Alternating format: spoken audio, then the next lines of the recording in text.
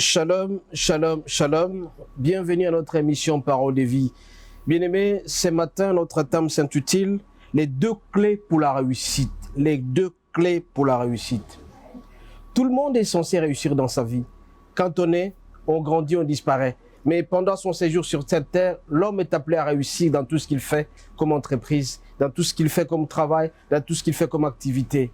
Certaines personnes ont des ministères, certaines personnes ont du travail, certaines personnes ont des foyers qu'ils doivent garder, mais ils sont appelés à la réussite. Comment réussir, bien-aimés? Deux éléments très importants, deux clés pour la réussite. Nous avons d'une part l'humilité et de l'autre côté, nous avons la reconnaissance. L'humilité et la reconnaissance. C'est quoi donc l'humilité? L'humilité, bien-aimés, c'est le fait de reconnaître qu'on n'est pas très élevé et qu'on est au service des autres. L'humilité, c'est descendre, diminuer, et que Dieu puisse croître en nous. Et cette humilité, bien-aimée, est liée à l'obéissance à la parole de Dieu. L'homme qui obéit à la parole de Dieu, qui pratique la parole de Dieu, est humble. Quand on est humble, on n'est pas arrogant, on n'est pas orgueilleux. À ce moment-là, on va réussir.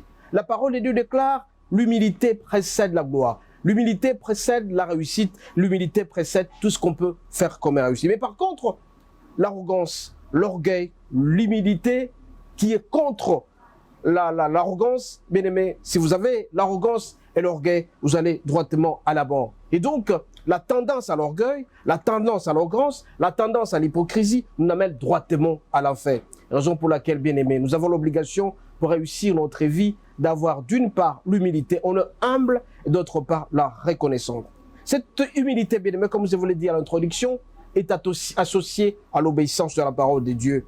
Si vous êtes obéissant à la parole de Dieu, vous obéissez à la parole de Dieu, vous allez comprendre petit à petit, vous vous approchez de l'amour de Christ, vous vous approchez de Christ et vous allez disparaître complètement. Et notre exemple à suivre, le modèle à suivre, c'est Jésus-Christ. Jésus-Christ a accepté, là où il était avec Dieu, d'être précipité sur terre, et de prendre leur corps humain, le physique, et à ce moment sur terre pendant les 3 ans du ministère.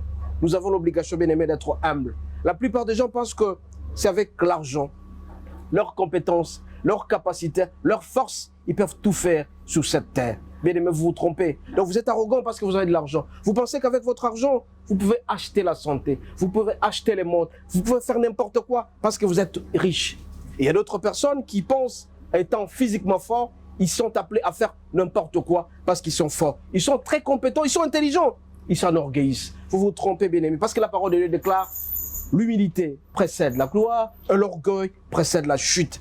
Vous voulez chuter dans votre vie. Une fois que vous avez l'argent, commencez à insulter les gens. Vous pensez que le monde vous appartient. Vous pensez que le monde peut être transporté dans votre poche. À ce moment-là, vous allez droitement au mur. Raison pour laquelle ce matin, nous devons lire, bien aimé, Philippiens 2, verset 5. Il est dit ceci. Ayez en vous les sentiments qui étaient en Jésus-Christ. Quels sont les sentiments qui étaient en Jésus-Christ? Le sentiment de Jésus-Christ, c'était tout simplement l'humilité et la reconnaissance. Jésus-Christ était humble. Il a accepté de revêtir ce corps pour s'approcher de nous.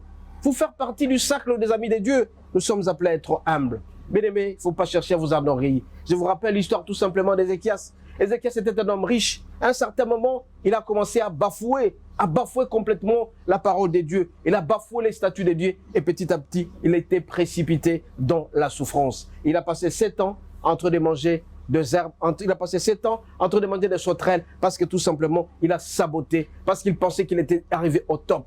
À ce moment-là, le Seigneur l'a réduit au néant. Vous aussi, bien-aimés, vous êtes intelligent, vous êtes très joli, vous êtes très belle. Vous pensez tout simplement que le monde vous appartient. À un certain moment, vous défiez tout le monde parce que vous avez de l'argent. Vous défiez tout le monde parce que vous êtes beau. Vous défiez tout le monde parce que vous êtes compétent. Vous défiez tout le monde.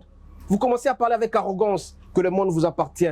Bien-aimés, vous devez savoir que c'est votre chute qui est certaine. Nous sommes appelés donc, bien-aimés, à être humbles. C'est cette humilité seule qui peut nous conduire à l'obéissance. Quand nous obéissons à la parole de Dieu, nous deviendrons amis de Dieu et notre réussite sera certaine.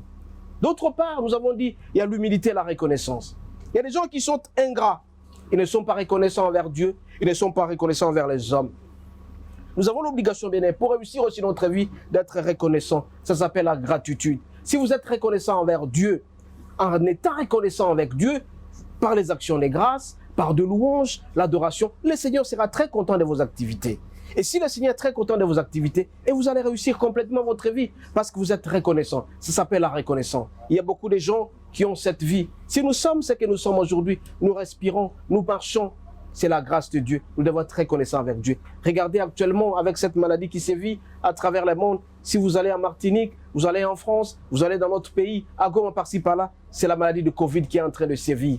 Et il y a des gens qui cherchent même l'oxygène à pouvoir respirer. Mais vous avez cette grâce particulière. Pourquoi ne pas être reconnaissant envers Dieu? Pourquoi être reconnaissant avec Dieu? Parce que si vous êtes reconnaissant, vous louez l'Éternel régulièrement. Le matin, quand vous vous réveillez, vous dites, Seigneur, merci pour tout ce que vous m'avez donné, pour le corps que vous m'avez donné, pour le souffle de vie, tout ce que vous m'avez donné. Je suis infiniment reconnaissant envers vous. Ça serait une très bonne chose pour vous. Ça s'appelle reconnaissance envers Dieu. Et d'autre part, cette reconnaissance pour les autres qui vous ont aidé. Aujourd'hui, à un certain moment, vous êtes devenu ministre, vous êtes devenu directeur général, vous marchez, vous étudiez, mais il y a quelqu'un par qui le Seigneur est passé pour vous donner cet argent-là, pour donner ces moyens-là. Est-ce que vous êtes reconnaissant envers ces messieurs? Mais beaucoup de gens, ils ont déjà réussi, ils commencent à se moquer de ceux-là qui les ont aidés à marcher. On n'est pas reconnaissant. Il faut être reconnaissant. Pour réussir prochainement, c'est lui qui vous a facilité la tâche d'étudier. Vous n'êtes pas reconnaissant, pas pourquoi. C'est lui qui vous a aidé à ce que votre femme puisse réussir, pour que vous trouviez du travail. Pourquoi vous n'êtes pas reconnaissant? Votre reconnaissance fera en sorte que le Seigneur vous bénisse davantage. Bien aimés, nous avons l'obligation d'être reconnaissants envers Dieu. Je vous ai dit, c'est un élément aussi très important pour la réussite. Plus vous êtes reconnaissant, vous dites simplement merci à celui qui vous a donné. Vous serez béni davantage. Et la personne qui vous a donné sera aussi bénie. Mais nous sommes ingrats la plupart des fois. On est ingrats envers Dieu. Nous avons de l'argent, mais immédiatement, on ne pense même pas à Dieu. L'argent qu'il nous a donné, même pas donné les 10%, la dîme, on ne le fait pas. On est ingrat. Même pas les actions de grâce. Vous avez réussi à une preuve. Vous êtes en bonne santé. Vous n'êtes pas malade. Pourquoi vous ne dites pas merci au Seigneur? Pourquoi ne présentez pas cette gratitude au Seigneur? Soyez grat. Il faut présenter la reconnaissance auprès du Seigneur. Bien-aimés, nous avons l'obligation pour être en bonne santé, pour réussir, d'être reconnaissant envers Dieu. Aussi pour ceux qui nous entourent.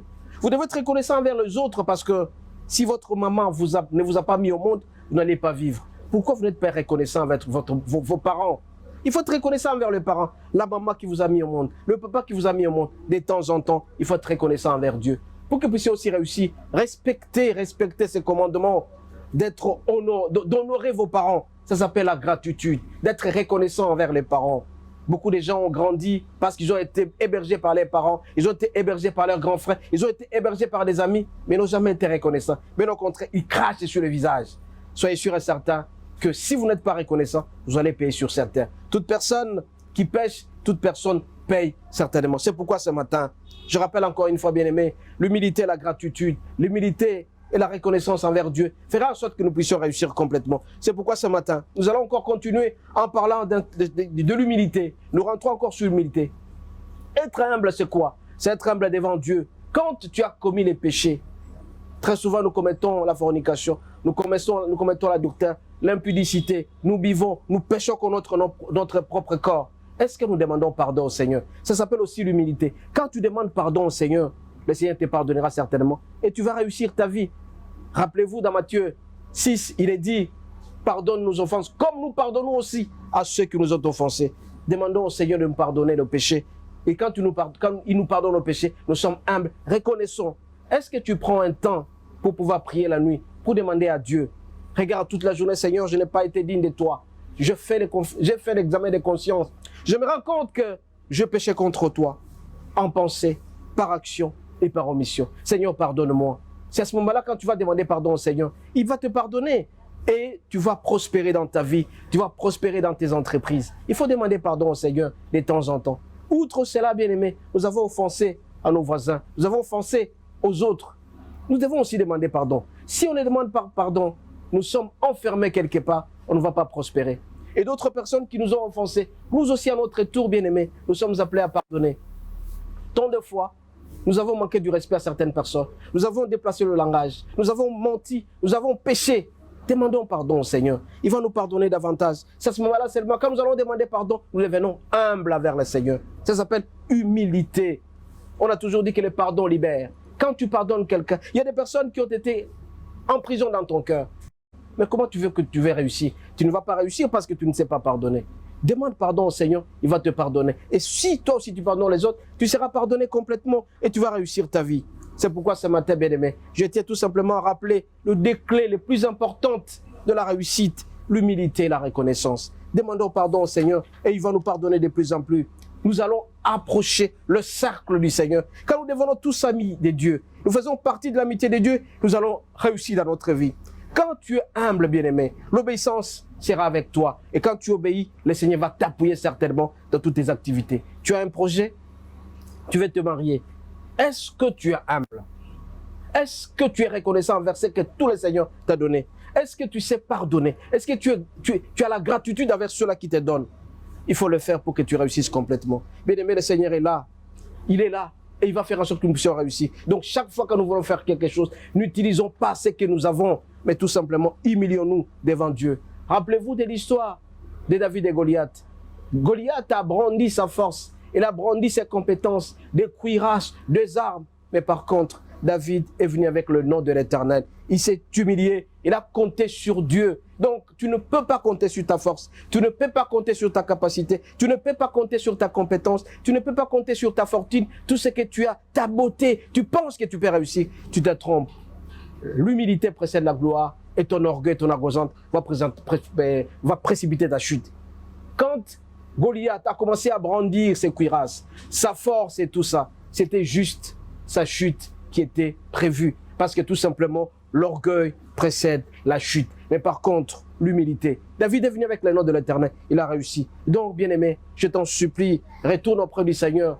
Quand tu retourneras auprès de lui, tu seras humble. Tu t'humilies de plus en plus. Que tu t'humilies et que Christ prenne corps dans ton corps. Tout ton corps doit être Jésus. Tout ton corps doit être Dieu. Et quand tu feras en sorte que Dieu occupe complètement ton corps, et tu vas réussir certainement parce que tu t'appuies sur le Seigneur. Bien-aimé, quand tu lis 2 Chroniques 32, verset 5, tu verras que Ézéchias, qui à un certain moment était malade, et il a demandé à ce que Daniel lui dise la vérité. Et Daniel lui a dit, tu mourras. Mais comme il croyait certainement en Dieu, il est revenu, il s'est tourné contre le mur, il a demandé pardon au Seigneur. Seigneur, rappelle-toi de ce que j'ai déjà fait pour toi. Est-ce que tu ne sais pas me pardonner? Accorde-moi un long séjour sur terre. Il a demandé le sursis et le Seigneur lui a accordé les 15 ans.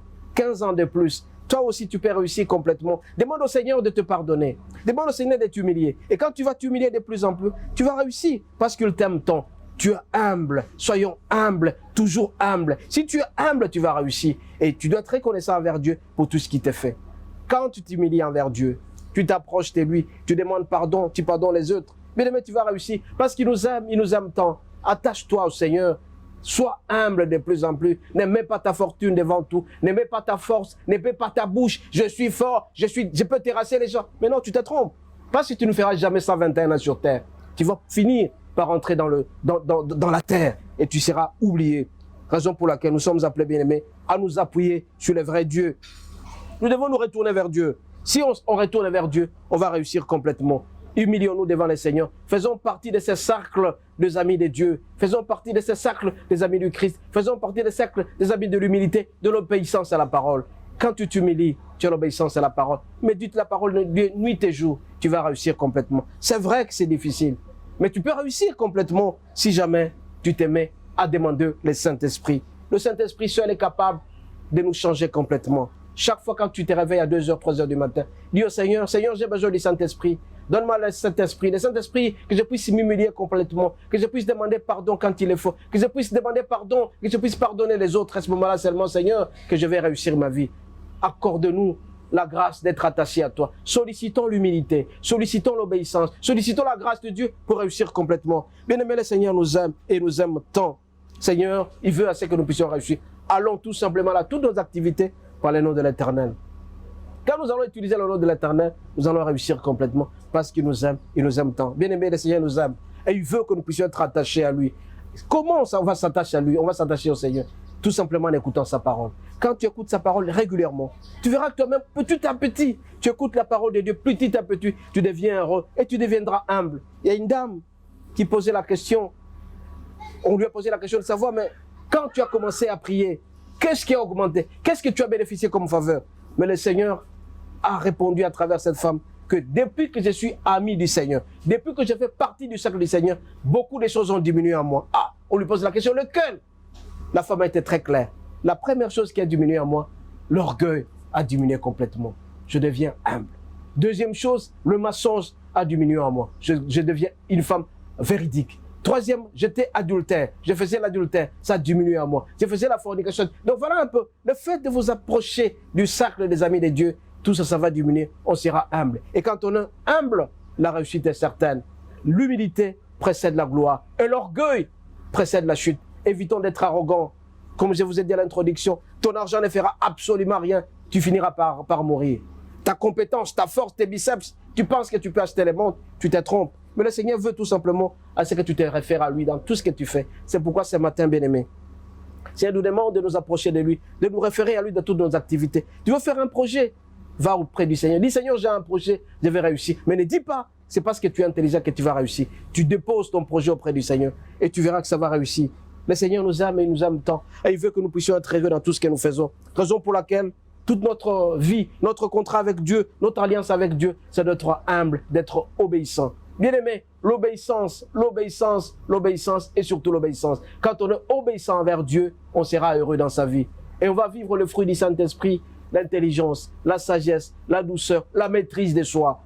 Évitons d'être arrogants, évitons d'être orgueilleux pour ne pas mettre mal à l'aise les autres. Quand on est arrogant, on met mal à l'aise le Seigneur, on met mal à l'aise ceux qui nous entourent, on se met aussi mal à l'aise. Et le Seigneur veut à ce que nous puissions réussir notre vie. Bien aimé, je rappelle ici, notre thème de ce matin, c'est que les deux clés de la réussite, c'est l'humilité et la reconnaissance. Soyons reconnaissants envers Dieu. Et quand nous allons réussir, bien aimé, le Seigneur nous aimera tant. Le Seigneur nous demande de nous attacher à lui et de marcher selon sa volonté. Mais sollicitons sa grâce à travers le Saint-Esprit. Notre modèle unique, le modèle idéal, reste Jésus-Christ.